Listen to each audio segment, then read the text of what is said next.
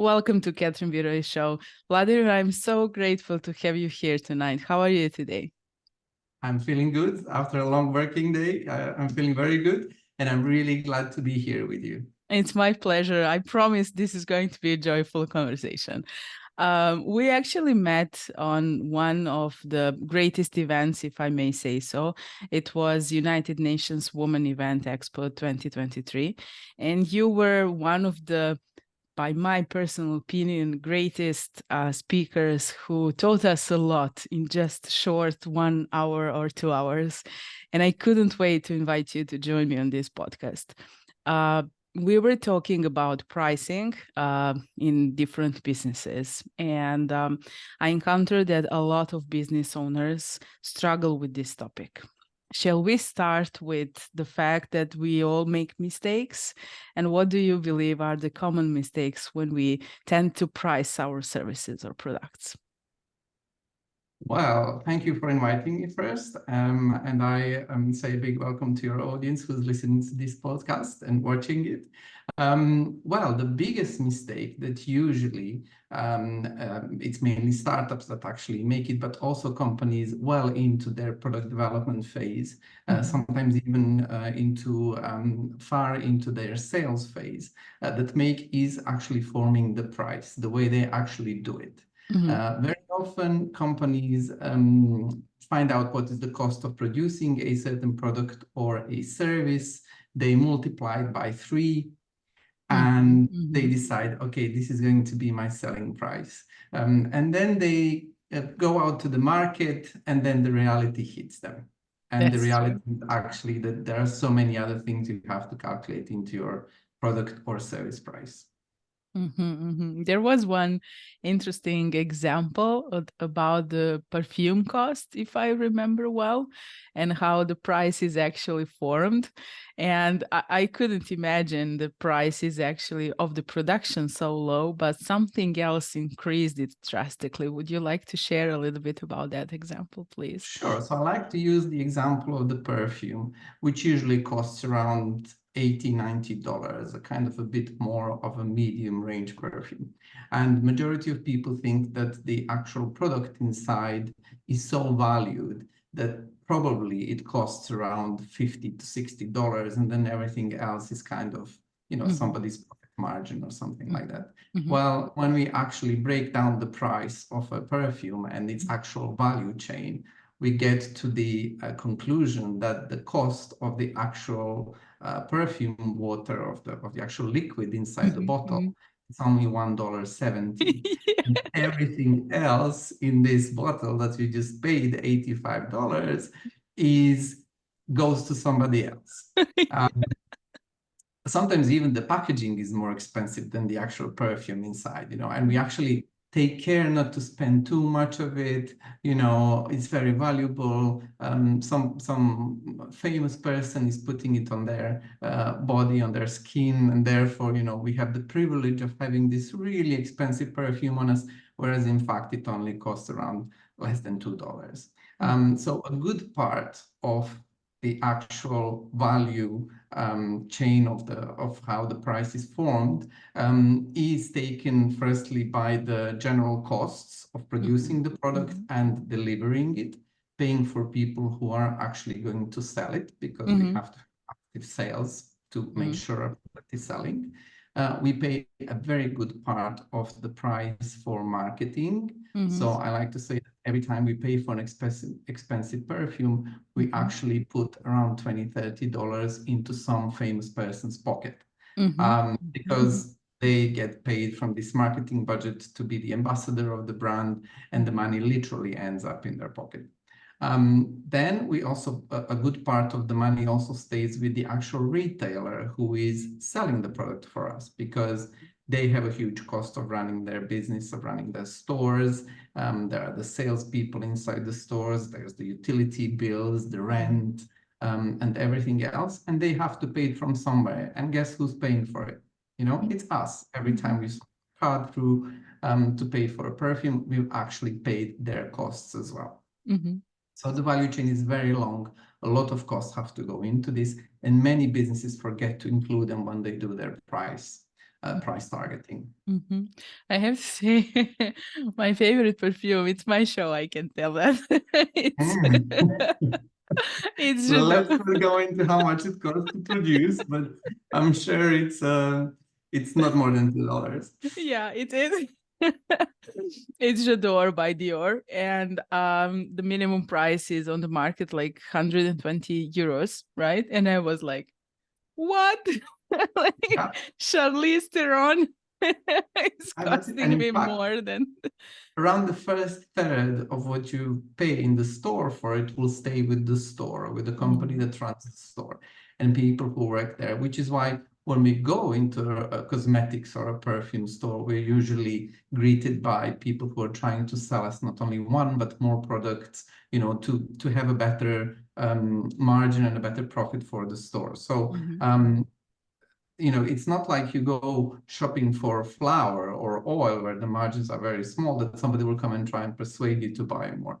But although there are techniques for this as well. But perfume is one category where the store, the salespeople inside the store will actually work with you to sell you a more expensive product. Of course, that's their job. But what are the forces which determine the price, the good price of a service or a product on the market? I like to call it the right price. So the product, when it leaves, when it gets to the shelf for the shopper to buy, needs to be at the right price. And there are quite a few forces coming, I like to say, from the bottom. So they're pushing the price up. But there are also forces which are pushing the price down. So trying to make it a little bit cheaper. The forces which are pushing the price up, it's obviously the production cost. On top of this, we have to have a transport cost because from the point of where the product is produced to the actual store, there's a whole chain of delivery that needs to also pay its costs. Sometimes these are distribution companies, sometimes these are just delivery companies, but they have to get their part of the cost inside this price of the product. After that, you have to think of your salespeople. So this is again pushing the cost up. This is not only their salaries, you have their cars, you have the tools they use at work, they have internet subscription, software subscription, you have to pay for people's maternity leave, a lot of costs you have to take into account to be able to cover it because nobody else is going to pay for it, unless you have some stream of money coming in from somebody who doesn't care how you spend it. Then after this, you also have to think about the margin of the retailer that we've just spoken about. You have to think about marketing. You also have to think about promotions, which are also pushing the price of the product up. Because, today you go into a store and you see Tide detergent or you see a shampoo which costs $10. Tomorrow or 2 weeks later, it's $5, only for a limited time period. Whereas we might think that this is a good offer for us. We've actually already, in a way, paid for this promotion before by buying the product at the full price, because the full price already includes some money being put aside for promotions like that one. So we are actually, by buying all these products and brands, we are actually financing these promotions. On top of this, there is something that I usually ask all the businesses to do, which is to add an error margin in their calculation. So put 2 or 3% aside for things like, a truck overturns and you lose a lot of inventory, or you have a flood in your warehouse. If you don't have insurance, for sure, you'll have nowhere to pay it from, and then all these forces push the price up pretty significantly. There are forces that push it down, things like value for money, the competition. You have to think about, who else is selling a similar product or a product that does the similar function and at what price. And you also have to think about something that is called the cash outlay. So how much does my targeted shopper, how much money do they have in the pocket for this kind of a product that I'm trying to sell? There are a lot of things actually, especially when we talk about the product-based business. It looks like it's a little bit simpler when we talk about service-based business, but it just looks like that because now on the global market, we need so many tools to build funnels, to build websites, to use email marketing, to use digital marketing strategies, to use virtual assistants, Salesforce, whatever. There are a lot of time and money invested in creating a digital product. The only thing I see it's a little bit easier is that you don't have to produce it over and over again, right? But the trend which I noticed is, and I personally have very strong personal brand on the global market, and that was the initiation by one of my mentors, which started working with me a long time ago. But everyone now, if I may say so, are focusing on a personal brand and building credibility, which unfortunately also can be both, right? We can pay for the media outlets these days. And there is a lack of value behind that. Now, there is like a matrix or a puzzle. On one side, there is a value. On the other side, there is a price. And on the third side, there is a high level personal brand, which doesn't stand for the quality. So how can we healthy position ourselves, for example, in the service-based business? Because in my audience, there are a lot of coaches, consultants, therapists, and these kinds of businesses, and actually be who we truly are with the level of personal brand, which is in alignment with the value, where actually there is a saturated market with so many digital products, which are very low cost and unfortunately very low value. Yes, I guess the solution here is to find a niche, to find something that is targeted, that has a well-targeted audience. And for this audience to actually provide the real value. And there are three values that people appreciate today. One is the functional value, which basically means that the product or the service we pay has to do the job. So whatever we intended that this product needs to do for us, it has to do it. If we buy a pack of matches that are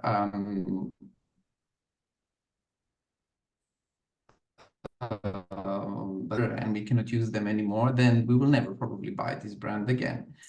So it has to do its function. And this is the first thing that we need to prove, that we will do the function that the consumer is paying for. If this is a good quality of advice, we have to then have testimonials, but real life testimonials, not just a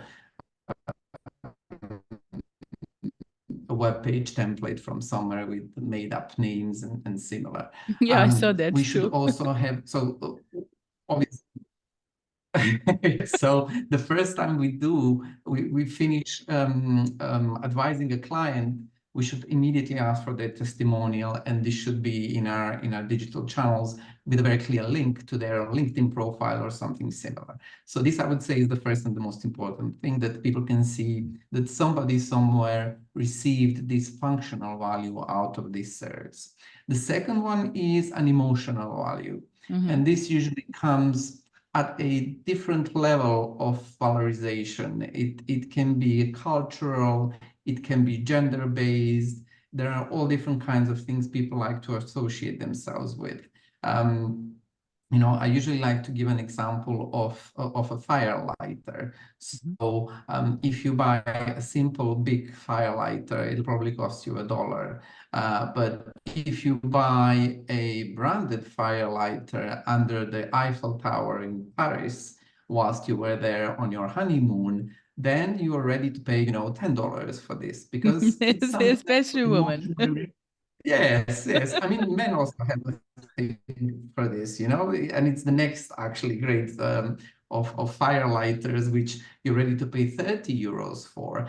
And I like to say, okay, perhaps for a woman, it would be a Versace red shiny firelighter. Of For a course. man, it might be a football club, a soccer club branded firelighter, you know, of their favorite soccer club. So, and this is the self-expressionist value that somebody needs out of a service or a product. And what it means is that by showing somebody that you've used this service with a certain brand or a person, you are actually expressing yourself and showing off in a way. You know, when people use an iMac or any Apple product, you know, if you see people putting on a photo on Instagram using an Apple product, they will usually turn the product so that you can see the Apple on the. They like to send a message that they use this brand because it has certain values. And it's the same in the digital world. It's the same with services. You know, if a certain person you're working with or a service you're buying digitally is helping homeless or somebody else, then again, for you, it can be either emotional or a self-expressionist value, because you'll put up a status on Facebook or Instagram or LinkedIn to say that you just purchased goods from a company that helps homeless people, and it makes you look good. Unfortunately, this is how the world works today, that you have to put it on the social networks to make sure that people know that you're a good person. Yeah, I saw that too. And The added value you're looking for. Yeah. So this is the added where the added value is coming from, and where you can differentiate your product or a service. but it's like for us, and I know you helped a lot of businesses. I worked with so many clients in usually service-based businesses, and we can recognize these things when, you know, someone is truly doing what they say they will do and they deliver, and when someone is just showing off. But that's I believe, you know, we look at a business from our perspective, but what I believe truly matters is looking at our business from the perspective of our client and our customer, who should be in the first line of that. So I'm asking my clients often, you know, they give me the feedback, I fix things and try to deliver better.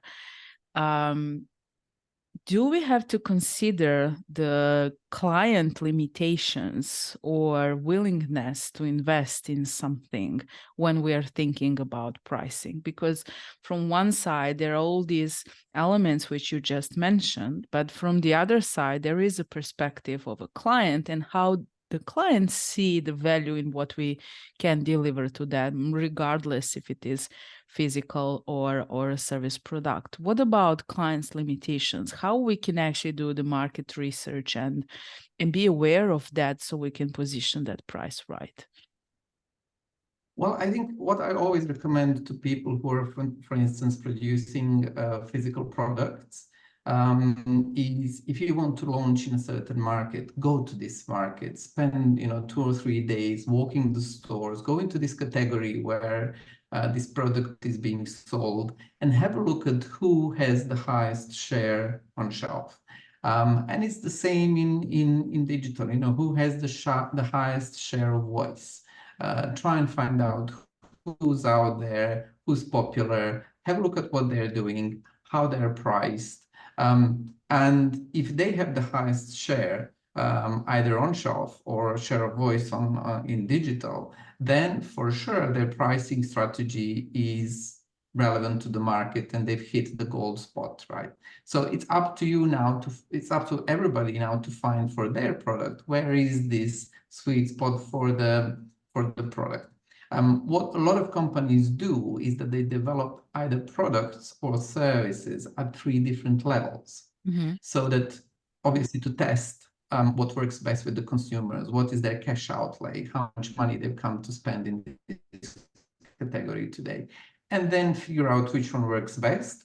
Often they'll either get rid of the other 2 categories, or very often they'll leave them there just so that the consumer can say, if it's in the middle, if it's the middle price they pick, they can say, okay, I've decided not to buy the cheapest, but I will never pay this much money for the most expensive one. So they stay with the middle price, and they leave these two other prices there just to remind them that there is a cheaper and a more expensive product.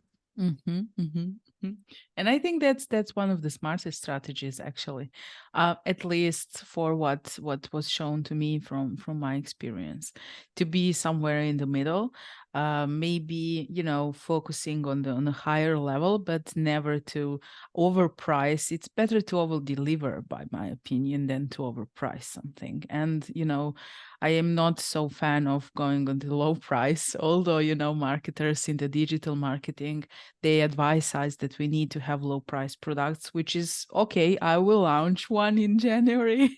We will see how that's going to work. But we need to stay in our own lane and to do to play the game by the niche and dependence on the market that we are on. I know you helped a lot of businesses. Would you like to share a little bit who you can help, how they can reach out to you if they would like to work with you, and actually how you can help them?